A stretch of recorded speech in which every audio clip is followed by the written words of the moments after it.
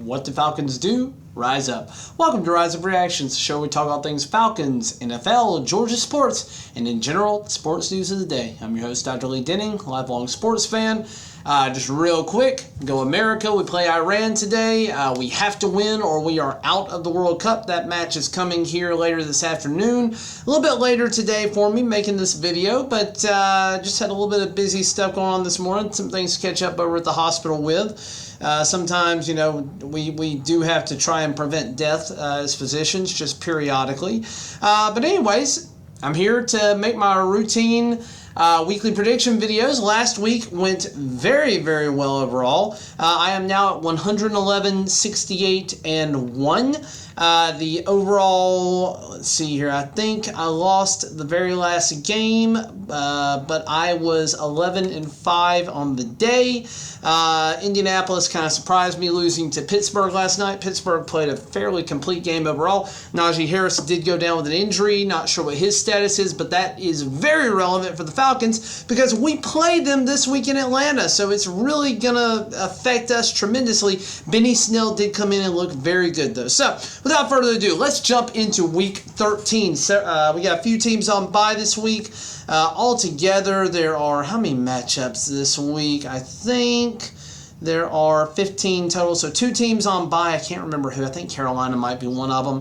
But anyways, let's jump right into it. Thursday Night Football, we have the Buffalo Bills coming off of a close match in Detroit for the second time. First team in, God, I think it's been a long, long time going back-to-back games in Ford Field. I can't remember the years on that. But going against the New England Patriots, who lost to the Minnesota Vikings, probably would have lost anyway, but definitely should have been a closer game because if Hunter Henry's touchdown is not a catch, I don't know what is. We have the technology to review this. We have the technology to get it right. There is no reason that we should still be having these questionable catches this far into the 2022 season when it's been such a controversial issue over the last decade plus, especially now with as many views as we get on it. There's no doubt in my mind, there's no doubt in anybody who watched that game's mind except for the referees that was a catch. But anyway, Buffalo, still a very good team overall, starting to find their step with the run game with Devin Singletary. They've been struggling just a little bit with Josh Allen having an injury, but he's still playing at a very high level. I do think the Bills in a divisional game will beat the Patriots in New England. It will be incredibly close, though. I doubt this will be more than a one-score game, but I do have the Bills winning it overall. Then we move into Sunday, and hey, we're a Falcons channel. What's up first? Falcons against the Steelers in Atlanta. Now, right now, this is basically a 50-50 pick'em for America. The Falcons, we had an incredibly disappointing loss last week against the Washington Commies. Pittsburgh Steelers had an amazing win against the Indianapolis Colts. Played, again, a pretty complete game overall. Pittsburgh's defense is going to be incredibly difficult.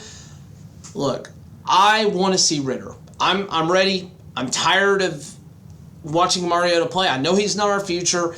If we're going to win, I think we need to win with Ritter. That's just my thoughts. But again, either way, I'm going to pick the Falcons. I'm riding or dying with this. Let's do the dirty bird dance. Let's get in that end zone a bunch of times against TJ Watt and this defense. Let's freaking go. Falcons all the way.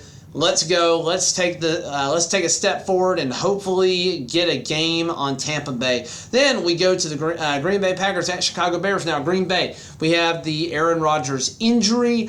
Jordan Love did come in 6 of 9, 111 yards and a touchdown to Christian Watson, potentially showing the future of Green Bay there. I do like Christian Watson in this matchup. The Bears are still not sure if they're going to play Justin Fields. Honestly, they're mathematically eliminated as far as I'm concerned. They should really be just holding off on playing him the rest of the year. They should put him on IR, let him heal, and just take the loss, take the tank, and go for broke next year when they have a ton of money. They have the most money by over $30 million next year to spend. Build a team around him when you get to that point. But otherwise, I don't think they got a lot to play for. I do have the Green Bay Packers winning this game just because I think their run game is as good, if not better, than the Bears. The Bears' defense is definitely worse than the Packers. And regardless of who the quarterback is, I like the Green Bay Packers more than I like anything the Chicago Bears have to offer. It is in Chicago. Again, this would not be a game that I'd be surprised if Green Bay lost, but I'm going to go ahead and pick the Packers. Moving on, Detroit Lions at home against the Jacksonville Jaguars. Jaguars coming off of an incredible late win against the Baltimore Ravens. Nobody gave them a chance, me included, but hey, they found a way to win. Christian Kirk and Trevor Lawrence do have a good connection. And Trevor Lawrence is finally starting to emerge. It's amazing what happens when you get a good coach around you. Doug Peterson is starting to turn that team around. Both of these teams, I feel like, are on the rise. I would not be surprised to see either one of them win. The Detroit Lions should have beat the Bills this past week. They should be 5-6 right now. Jacksonville Jaguars have had several one-score losses. With all that said, it is in Detroit. Purely because it is the home field and because the Detroit Lions are looking to bounce back. They've had a longer week to rest. Give me the Detroit Lions coming in a little bit fresher against the Jacksonville Jaguars. It's going to be very close, though. Moving on, New York Jets at Minnesota Vikings. Minnesota coming off of a good win against the New England Patriots in primetime on a Thursday night on Thanksgiving.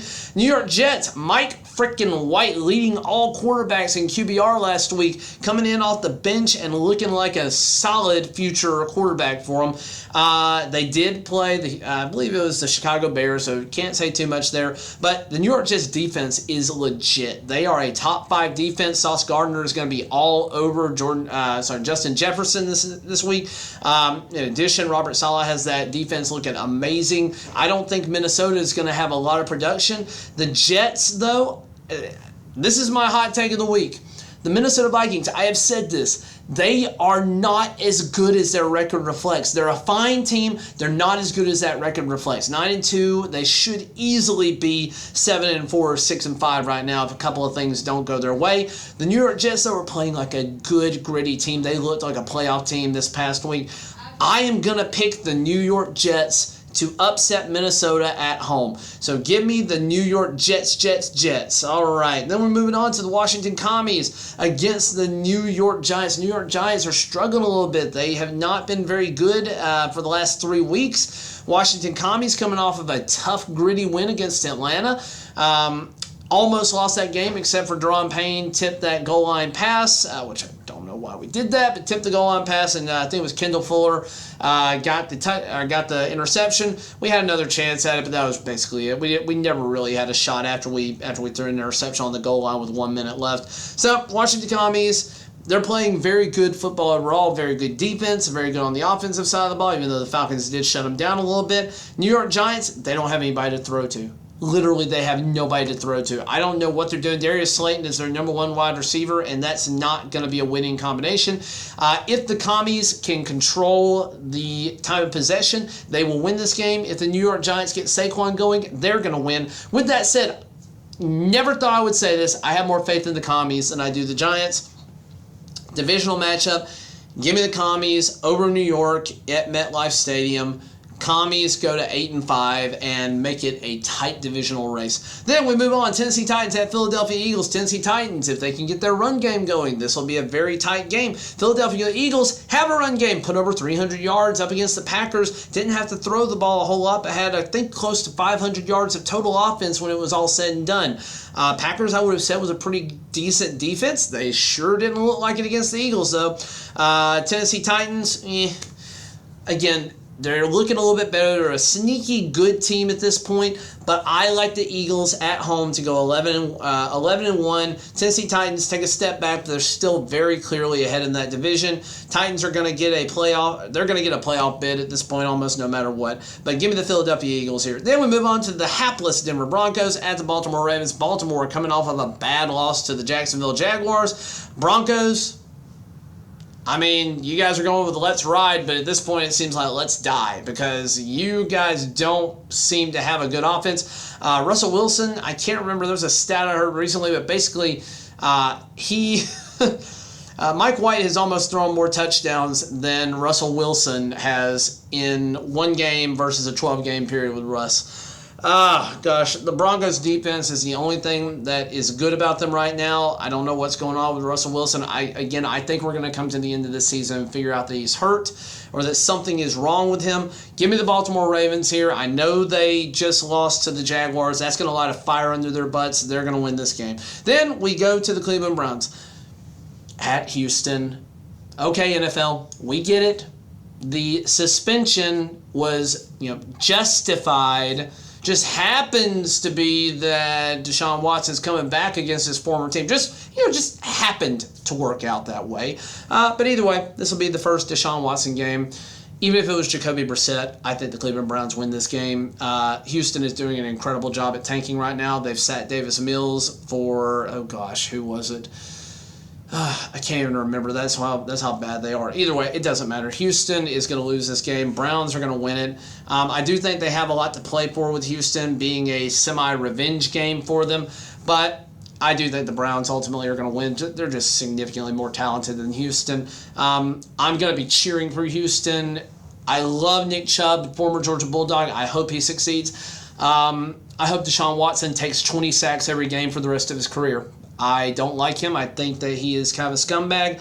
I'm not going to say anything else about the allegations against him. I think we all pretty much know at this point what kind of person he is. And it's not a person that I want to support. I'm very glad that he didn't find his way onto the Falcons because I would have a very difficult time cheering for my Dirty Birds if he's the quarterback. But yeah, he's still talented. Cleveland Browns are going to win this game. Moving on to the first 4 o'clock game, Seattle at the Los Angeles Rams. Seattle has struggled the last few weeks, starting off really hot in the division and then falling apart on a couple of close games here. I do think Seattle is better than the Rams at this point. The Rams don't have a lot to play for. This is the problem with going all in and just saying, screw them picks. When you don't have any first-round picks and all your talent gets hurt, you're now a worse football team. The Rams don't look particularly good at this point. Seattle still looks decent. Their defense needs to step up. They were doing really well in defense, but lately it's been a liability. But give me the Seahawks. I do think they are better with Geno Smith. I think their offense is better, and I think they are just going to be a more complete team in this game. But Seahawks over the Rams. Then we move on to the Miami Dolphins at San Francisco 49ers. This should be the game of the frickin' week, except for, I take that back. There's 2 games that are really good. The next one will also be good. I don't know why it's not getting flexed into the 8 o'clock spot and the 8 o'clock coming down to the 4. I guess you can't do that, but both of the games I'm about to talk about are much better. Miami Dolphins are undefeated when Tua does not have a brain injury and when they actually protect him. San Francisco, ugly win this past week against Carolina, but a win is a win, and they are still suffocating people on defense. That said, the Miami Dolphins, they're going across the country. It is a later game, 4 o'clock, so it's basically like it's going to be tough for them. Jet lag is a real thing when an East Coast team goes as far west as they basically possibly can, except for Seattle. I think the talent is there with Miami. I think their offense is too good. I think everything about them is better than the 49ers at this point. 49ers are going to play this one hard. It would not surprise me to see them win this game, but if I have to go with a team, I'm going to go with the Dolphins. Then the next game, again, a game of the week. This is an AFC Championship rematch with the Kansas City Chiefs, this time going to the Bengals. Now, Kansas City Chiefs look incredible. Isaiah Pacheco has finally turned into that running back 1 for them. They have a solid run game. They have a solid receiving game. Travis Kelce is that receiving game. MVS is still doing okay. Juju Smith-Schuster, when healthy, has been contributing. Sky Moore has been a liability, but I think he's going to grow over time. Cincinnati Bengals, it looks like getting Jamar Chase back. That will be the difference in this game if the Bengals do win, but I just don't see how. It's like they don't show up and play a complete game of football almost any given Sunday. So let me take the Kansas City Chiefs over the Cincinnati Bengals, avenging their loss last year when they lost at home to Cincinnati. It's going to be a good one, though. Both of these games, the Miami 49ers and the Chiefs Bengals, these are picks of the week. You can't miss this football if you're a football fan. Finally, for the 4 o'clock slate, Chargers at the Raiders. Raiders having a couple of good comeback games here, still having something to play for. The Chargers are, again, they're not a complete team. They found a way to come back and beat Arizona towards the end of the game, but that game was really like who wants to lose more, and Arizona was the team that ended up saying, yeah, we don't want to win this game. So Chargers, I do think the talent is there. Depends on what's going on with Mike Williams. I haven't heard anything on his injury status, but I still think the Chargers are better than the Raiders. Now, if the Raiders get that run game going, Josh Jacobs put up over 200 yards this past week. If the Raiders can get that going, and if Devontae Adams looks really good, again, it's at the Raiders. Wouldn't surprise me to see them win. It's a divisional game. You never know what's going to happen, but I am going to pick the Chargers here. Then we have Sunday Night Football. Colts at Cowboys. Give me the Cowboys. I don't even need to talk about it. Cowboys are a very complete team right now. Colts, I'm sorry, Matt Ryan, you're going to ride or die by him, and right now you're dying. So I don't have any faith in Matt Ryan. Give me the Cowboys all day long. Then we move into Monday Night Football. I've talked about this game briefly in my last video. New Orleans Saints at the Tampa Bay Buccaneers. New Orleans putting up 0 points this past week in their matchup. Tampa Bay starting to look a little bit better, even though they lost to the Cleveland Browns. I did call that. I thought that would be a tough matchup for them in Cleveland. However, this is in Tampa Bay. Tom Brady is going to be angry about this one, and he's going to be looking to try and solidify Tampa Bay as a division leader. With that said, as much as I want the Saints to win, never thought that sentence will leave my lips. As much as I want the Saints to win, just to keep us in the division race, Tampa Bay, give me the Tampa Bay Buccaneers.